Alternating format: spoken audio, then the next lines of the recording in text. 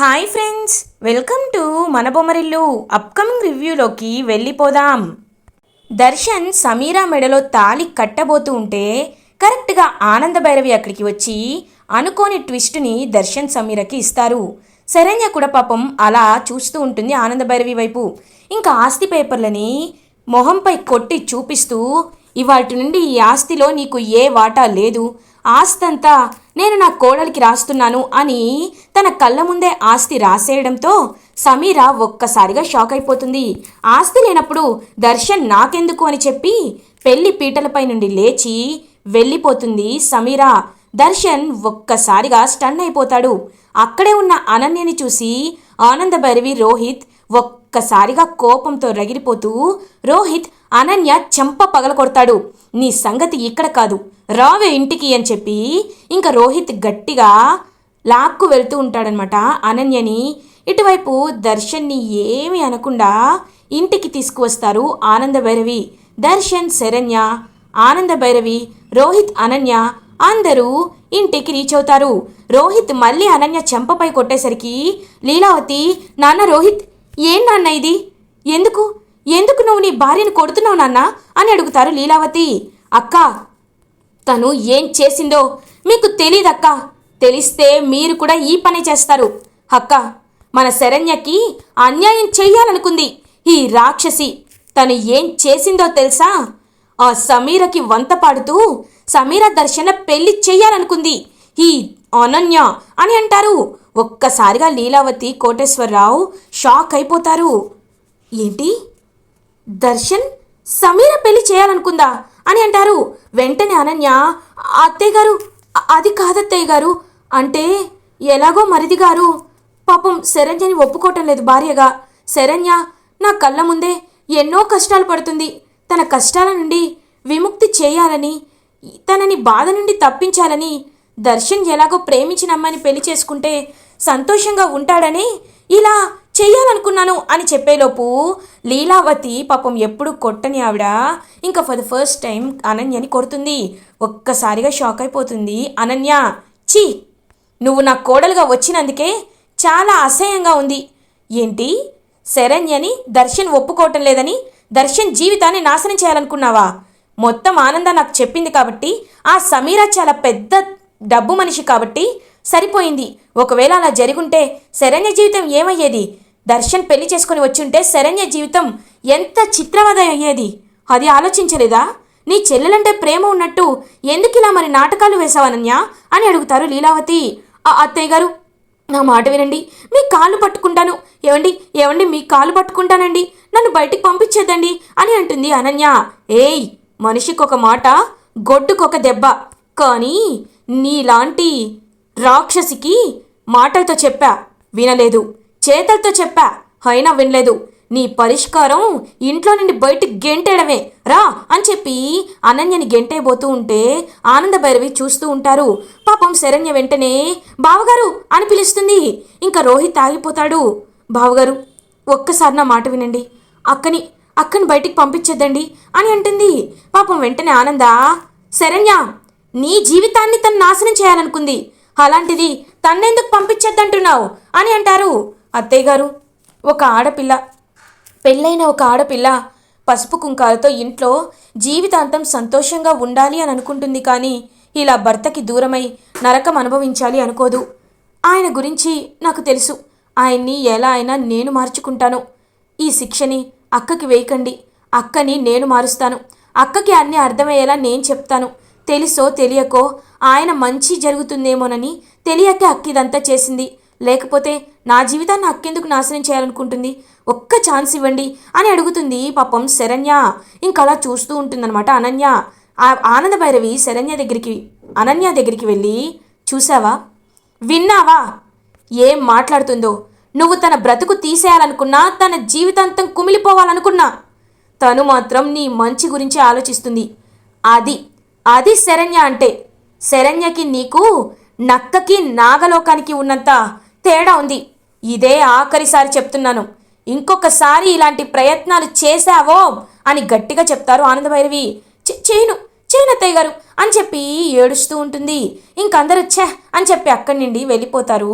కాంచన అనన్య దగ్గరికి వచ్చి, అమ్మీ జస్ట్ మిస్సు, లేకపోతే నీ జీవితం నాశనం అయిపోయేది, ఏదైనా శరణ్యకి నీపై ప్రేమే అని అంటుంది. అమ్మా అది నాకు పెట్టిన భిక్ష కాదు. అదేంటి నాకు భిక్ష పెట్టడం ఏంటి? నేను ఎంతైనా నా గురించి ఆలోచిస్తాను, ఈ సింహాసనం గురించి ఆలోచిస్తాను. కాబట్టి దర్శన్ సమీర పెళ్ళి పక్కా ప్లాన్తో చేయాలనుకున్నాను, అవ్వలేదు. ఇప్పుడు నేను ఆ లహరిని వదులుతాననుకుంటున్నావా? ఈ పెళ్ళి కాకపోతే ఇంకొక పెళ్ళి జరిగేలా చేస్తా, వీళ్ళందరికీ హార్ట్ అటాక్ తెప్పిస్తా అని చెప్పి అక్కడి నుండి వెళ్ళిపోతుంది అనన్య. ఇది ఇలా ఉండగా శరణ్య దర్శన్ దగ్గరికి వస్తుంది. దర్శన్ తన రూమ్లో కోపంతో రగిలిపోతూ ఉంటాడు. అప్పుడే ఇంకా శరణ్య దర్శన్ దగ్గరికి వచ్చి, ఏవండి మీరు మీరు బాధపడకండి అని చెప్తూ ఉంటుంది. శరణ్య, ఆపో, ఏంటి నువ్వు నాకొచ్చి ప్రవచనాలు ఇవ్వాలనుకుంటున్నావా? చూడు, నన్ను సమీర మోసం చేసుండొచ్చు, తను వెళ్ళిపోయి ఉండొచ్చు, కానీ నేను ప్రేమించింది నిజమైన ప్రేమ, నాది నిజమైన ప్రేమ. కాబట్టి నిన్ను ఒప్పుకోవడానికి నేను ఇష్టపడను. సమీరపై ప్రేమ ఎలా ఉంటుందో నీపై కూడా ద్వేషం అలానే ఉంటుంది అని చెప్పి అక్కడి నుండి వెళ్ళిపోతాడు దర్శన్. పాపం శరణ్య చాలా బాధపడుతూ ఉంటుంది. ఇంకా ఆనందభైరవి, అమ్మా శరణ్య, వాడు మొండివాడమ్మా, వాడికి నిజం తెలుసుకోవడానికి కాస్త సమయం కావాలి. దాని తర్వాత వాడు ఖచ్చితంగా పెద్ద మార్పే వాళ్ళలో వస్తుంది. జీవితాంతం నిన్ను గుండెల్లో పెట్టుకొని చూసుకుంటాడు, బాధపడద్దమ్మా అని చెప్పి పాపం బాధపడద్దని చెప్పి అక్కడి నుండి ఓదారుస్తూ వెళ్ళిపోతారు ఆనందభైరవి. ఇది ఇలా ఉండగా మార్నింగ్ అవుతుంది. అనన్య ప్రకాష్కి మెసేజ్ చేస్తుంది, మన ప్లాన్ని ఇంప్లిమెంట్ చేయి అని మెసేజ్ చేస్తుంది. ఓకే మేడం అని చెప్తాడు. ఇంకా వెంటనే ప్రకాష్ లహరికి కాల్ చేస్తాడు. లహరి ఎవరూ లేనిది గమనించి కాల్ లిఫ్ట్ చేస్తుంది. హలో ప్రకాష్ అని అంటుంది. లహరి, నీతో ఒక ఇంపార్టెంట్ విషయం మాట్లాడాలి, నువ్వు కాస్త నేను చెప్పిన లొకేషన్కి రా లహరి అని అంటారు. సరే వస్తున్నాను అని చెప్పి ఎవ్వరికీ తెలియకుండా హడావిడిగా ఇంకా బయలుదేరుతుందనమాట లహరి. అప్పుడే అక్కడ ఉన్న శరణ్య, ఇదేంటి లహరి ఇంత కంగారుగా బయలుదేరుతుంది, ఎక్కడికి వెళ్తుంది అని చెప్పి శరణ్య కూడా లహరి వెనకాలే ఫాలో అయ్యి వెళ్తుంది. ఇంకా అలా లహరి అయితే ఆలోచిస్తూ ఉంటుందన్నమాట. లహరి కొంచెం దూరంలోనే శరణ్య కూడా నించుని ఉంటుంది. అప్పుడే ఇంకా ప్రకాష్ అయితే మొత్తం ఇంకా చూస్తూ ఉంటాడు. దూరం నుండి లహరి రావడం గమనిస్తాడు. వెంటనే ఇంకా ప్రకాష్ ఒక పక్కనే ఉన్న ఒక హౌస్లోకి వెళ్తాడు. ఒక రూమ్లోకి వెళ్ళి ఇంకా అనన్యకి కాల్ చేస్తాడు. ఇదంతా గమనిస్తూ ఉంటుంది శరణ్య. ఇంకా శరణ్య చూస్తూ, ఇదేంటి ఇతన్ని కలవడానికి లహరి వచ్చిందా అని చెప్పి ఇంకా అలా కిటికీలోండి చూస్తూ ఉంటుందన్నమాట శరణ్య. ప్రకాష్కి అనన్య చాలా టెన్షన్తో కాల్ చేస్తుంది. హలో, వచ్చిందా, లహరి వచ్చిందా అని అడుగుతారు. మేడం ఎందుకు కంగారు పడుతున్నారు, నా వలలో చిక్కుకుంది కదా, ఆ పావురం రాకుండా ఎక్కడికి పోతుంది? వస్తుంది మేడం, వచ్చాక మీరు ఏం చెప్పమంటారో అదే చెప్పి తన్ని పెళ్లి చేసుకోవాలనుకుంటున్నాను, కానీ కాస్త టెన్షన్గా ఉంది. నన్ను మరి పెళ్ళికి ఒప్పుకుంటారా? మళ్ళీ ఆస్తిలో వాటా ఇవ్వను అంటే నేనేమైపోవాలి మేడం అని అంటాడు ప్రకాష్. ప్రకాష్, నేను చెప్తున్నాను కదా, నువ్వేమీ కంగారు పడద్దు, సడన్గా పెళ్లి చేసుకొని రా, అప్పుడు నువ్వు తనని టార్చర్ పెట్టచ్చు అని అంటారు. మేడం, మీ ఇంటికే అల్లుడిగా వస్తున్నాను కాబట్టి మర్యాదలకేం తక్కువ ఉండదు కదా, అయినా ఆ లహరికి నేనంటే ఏంటో తెలీదు.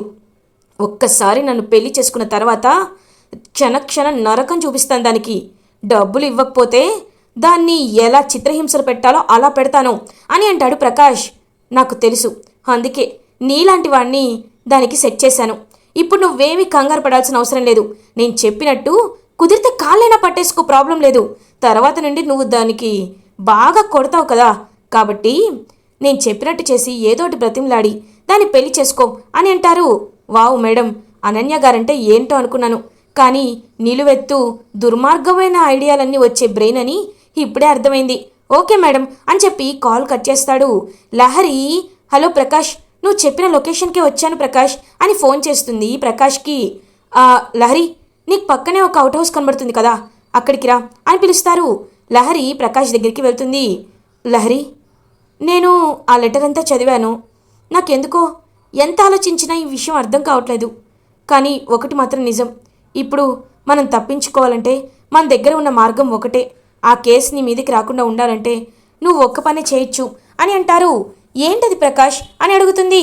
మనం పెళ్లి చేసుకొని దూరంగా వెళ్ళి యూఎస్లో సెటిల్ అయిపోయామనుకో, అప్పుడు నువ్వు దొరికినా వేరే దేశంలో ఉన్నావు కాబట్టి సెల్ఫ్ డిఫెన్స్ కింద ఇది చేసుంటావని నిన్ను వదిలేస్తారు. లేకపోతే నిన్ను ఖచ్చితంగా జీవితాంతం ఎప్పుడైనా నిన్ను జైల్లో పెడతారు. అర్థమైందా అని అంటారు. ప్రకాష్, ఏం మాట్లాడుతున్నావు ప్రకాష్? నేను అమ్మని ఒప్పించాలి కదా అని అంటుంది లహరి. చూడు లహరి, ఆంటీ ఒప్పుకుంటారో ఒప్పుకోరో మనకు తెలీదు. ఒకవేళ పెళ్లి చేసుకొని వెళ్తే ఖచ్చితంగా ఒప్పుకుంటారు కదా, వాళ్ళకి లాక్ చేస్తేనే ఒప్పుకుంటారు కదా. కాబట్టే చెప్తున్నాను, నా మాట విన్ లహరి, ప్లీజ్ లహరి, మనం పెళ్లి చేసుకుందాం అని చెప్పి ఇంకా బ్రతిమలాడుతూ ఉంటాడనమాట ప్రకాష్. ఇంకా లహరి పాపం ఆలోచిస్తూ ఉంటుంది. ఏంటి లహరి ఆగిపోయావు అని ఒక గొంతు వినపడుతుంది. ఎవరా అని చూసేసరికి శరణ్య. ఒక్కసారిగా షాక్ అయిపోతారనమాట ఇంకా ప్రకాష్ అండ్ లహరి. వదినా అని అంటుంది. మేడం మీరిక్కడ అని అడుగుతాడు ప్రకాష్. ప్రకాష్ చంప మీద ఒక్కటి కొడుతుంది శరణ్య. ఒక్కసారిగా ప్రకాష్ షాక్ అయిపోతాడు. ఏంటి వదినా, తను ఎందుకు కొట్టావు వదినా అని అడుగుతుంది లహరి. ఛీ, ఇలాంటి వాడిని నమ్మి నువ్వు ఎంత మోసపోతున్నావో తెలియడానికే కొట్టాను. ఏరా, నువ్వు లహరిని ప్రేమగా చూసుకుంటావా? నాలుక కోసేస్తా ఇంకొకసారి ఆ మాట అన్నావంటే. చూడమ్మా లహరి, వీడు నిన్ను చాలా చాలా మోసం చేస్తున్నాడు. వీడు నిన్ను ప్రేమ అనే పేరుతో మాయం చేసి కావాలని నిన్ను పెళ్లి చేసుకోవాలని, నిన్ను ఆస్తికి వారసురాలని వీడవ్వాలనే ఇదంతా చేస్తున్నాడమ్మా అని అంటారు శరణ్య. లహరి, లహరి, తన మాటలు నమ్మద్దు లహరి, ఆవిడ అబద్ధాలు చెప్తున్నారు అని అంటారు ప్రకాష్. వదినా ప్లీజ్ వదినా, ప్రకాష్ పై నాకు నమ్మకం ఉంది. నువ్వు ఇలా మాట్లాడద్దు వదినా, ప్రకాష్ చాలా మంచివాడు వదినా, నువ్వు తప్పుగా అర్థం చేసుకుంటున్నావు అని అంటుంది లహరి. సరే ఒకసారి ఈ వీడియో చూడు అని శరణ్య లహరికి వీడియో చూపిస్తుంది. క్లియర్గా అనన్యతో ఫోన్ మాట్లాడతాడు కదా ప్రకాష్. ఆ వీడియోని ఇంకా తీస్తుంది శరణ్య. ఆ వీడియో చూసేసరికి ఒక్కసారిగా లహరి షాక్ అయిపోతుంది.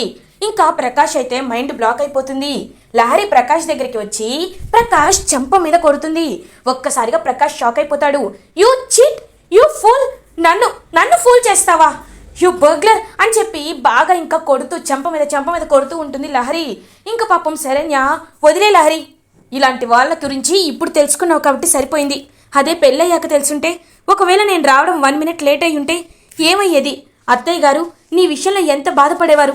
అత్తయ్య గారి మనసుని బాధ పెట్టచ్చా చెప్పు అని అంటారు. ఇంకా ఏమీ మాట్లాడకుండా పాపం వదిన అని వాళ్ళ వదిన కాలు పట్టుకుంటుంది లహరి. మా వద్దు, అలా చేయకూడదు లే అని అంటుంది. వదిన, నా జీవితాన్ని నువ్వు 2 సార్లు కాపాడావు వదిన. అప్పుడు ఇప్పుడు ఎప్పుడు నువ్వే నాకు తోడుగా ఉన్నావు వదిన, నువ్వే తోడుగా ఉన్నావు. నీ రుణం ఎలా తీర్చుకోవాలి వదిన అని చెప్పి పాపం లహరి చాలా బాధపడుతూ ఉంటుంది. లహరి, ఎందుకమ్మా నీ పెద్ద మాటలు? ఎప్పుడూ అత్తయ్య గారిని బాధ పెట్టకూడదు. నేను కోరుకునేది ఇదే, నేను ఊహించుకునేది ఇదే. అత్తయ్య గారి గురించి నువ్వు ఎప్పుడూ ఆమె పరువు తీసే పనులు కానీ, అత్తయ్య గారు సంతోషం కోల్పోయే పనులు కానీ చేయకూడదు, సరేనా అని చెప్పి ఇంకా అలా లహరిని అక్కడి నుండి తీసుకువెళ్ళిపోతూ ఉంటుంది. లహరి, ఈ విషయాలు నువ్వు ఎవరితో చెప్పొద్దు. నీకు రాజేష్కి, సరోజారావు వాళ్ళ అబ్బాయికి ఎంగేజ్మెంట్ పెట్టుకోవాలి అనుకుంటున్నారు. ఇప్పుడు నువ్వు ప్రశాంతంగా ఉండు, సరేనా అని అంటారు. సరే వదినా అని చెప్పి పాపం లహరి శరణ్యతో పాటు ఇంటికి వస్తుంది. ఇది ఇలా ఉండగా ఇటువైపు అనన్య మాత్రం ఇంకా అలా గిరగిరా తిరుగుతూ ఏం చేయాలి, ఖచ్చితంగా లహరి ప్రకాష్ల పెళ్ళి అయిపోయి ఉంటుంది. వాళ్ళిద్దరూ ఇప్పుడు పెళ్లి దండలతో ఇంటికి వస్తారు. అప్పుడు నేనే హారతి ఇస్తాను. అప్పుడు అత్తయ్య గారి మొహం చూడాలి, చిన్నత్తయ్య గారి ఎక్స్ప్రెషన్ చూడాలి. అబ్బో, ఊహించుకుంటుంటేనే ఎంత బాగుందో. ఖచ్చితంగా, లేకపోతే నన్ను మీ కాలు పట్టుకునేలా చేస్తారా? ఇప్పుడు నేను కొట్టే దెబ్బ మీకు ఎంత బాగుంటుందో అర్థమవుతుందిలే అని చెప్పి ఎప్పుడెప్పుడు లహరి ప్రకాష్ పెళ్లి చేసుకొని వస్తారా అని ఎదురు చూస్తూ ఉంటుంది. అలా ఇంకా అనన్య కరెక్ట్గా అప్పుడే లహరి లోపలికి నడుచుకుంటూ వస్తుంది. ఇదేంటి పెళ్లి చేసుకొని పెళ్లి కూతురులా వస్తుంది అనుకుంటే ఒంటరిగా నడుచుకుంటూ వస్తుంది అని చూస్తూ ఉంటారు. ఆనంద భైరవి పాపం లహరి దగ్గరికి వస్తారు. లహరి, ఏమ్మా ఎక్కడికి వెళ్ళావు అని అడుగుతారు. ఏం లేదమ్మా, నీకోసం చిన్న షాపింగ్ చేశాను అని ఇంకా అలా పాపం తీసుకుంటుందనమాట. ఒక బాక్స్ ఇస్తుంది లహరి. ఏంటిది అని అడుగుతారు. అమ్మా, నీకు చక్కెర పొంగలంటే చాలా ఇష్టం కదా, అందుకే నాన్నని కనుక్కొని మరీ నీకు నచ్చిన స్వీట్ షాప్లో ఇది తీసుకువచ్చాను, తినమ్మా అని అంటుంది. పాపం లహరి వైపు ఆనందభైరవి చాలా ప్రేమగా చూస్తూ ఉంటారు. అమ్మా లహరి అని పాపం లహరిని హక్ చేసుకుంటారు. ఇంకా అదంతా చూస్తూ శరణ్య చాలా అంటే చాలా హ్యాపీగా ఫీల్ అవుతుంది. ఇంకా అప్పుడే వాళ్ళందరూ కూడా వస్తూ ఉంటారు. లీలావతితో, అక్క నా కూతురు చూసావా, నా కోసం తీసుకువచ్చింది, మీరు తినండి అక్క అని చెప్పి అందరికీ ఇంకా ఇస్తూ ఉంటారు, వడ్డిస్తూ ఉంటారు ఆ స్వీట్ని. అయితే ఆనందభైరవి ఇదంతా చూస్తూ మైండ్ బ్లాక్ అయిపోతుంది అనన్యకి. ఇంకా అప్పుడే వదిన తీసుకో వదిన అని చెప్పి లహరి కూడా ఇస్తూ ఉంటుంది. ఇంక పాపం శరణ్య చూస్తూ ఉంటుంది. అమ్మా చెప్పడం మర్చిపోయాను, సరోజారావు గారు ఇంతకు ముందే కాల్ చేశారు, వాళ్ళకి 2 రోజుల్లో మంచి ముహూర్తం ఉంది అని చెప్పారు, కాబట్టి నీకు ఇష్టమేనా అని అడుగుతారు. 2 రోజుల పర్లేదు, ఏం పర్లేదు అత్తయ్య. అమ్మా 2 రోజుల్లో ఎంగేజ్మెంటా, అయితే నేను షాపింగ్ అంతా చేయాలి, నాకు చాలా పనుంది అని చెప్పి ఇంకా హ్యాపీగా ఫీల్ అవుతుందనమాట లహరి. ఇంకా లహరిని చూస్తూ ఇదేంటి ఇలా ప్లేట్ తిప్పేసింది చా అని గిలగిలా కొట్టుకుంటూ ఉంటుంది అనన్య. అనన్య వైపు ఇంకా పొగరుగా చూస్తూ ఉంటారు శరణ్య అండ్ ఆనందభైరవి. అలా ఇంకా లహరి అండ్ సరోజారావు వాళ్ళ కొడుకుకి ఎంగేజ్మెంట్ పనుల్లో హడావిడి చేస్తూ ఉంటారు ఆనందభైరవి ఫ్యామిలీ. ఇలా ఎపిసోడ్ ఎండ్ అవుతుంది. ఫర్దర్ ఎపిసోడ్ రివ్యూస్ ముందుగా మీకు కావాలి అనుకుంటే మా ఛానల్ని సబ్స్క్రైబ్ చేసుకోండి. Thanks for watching.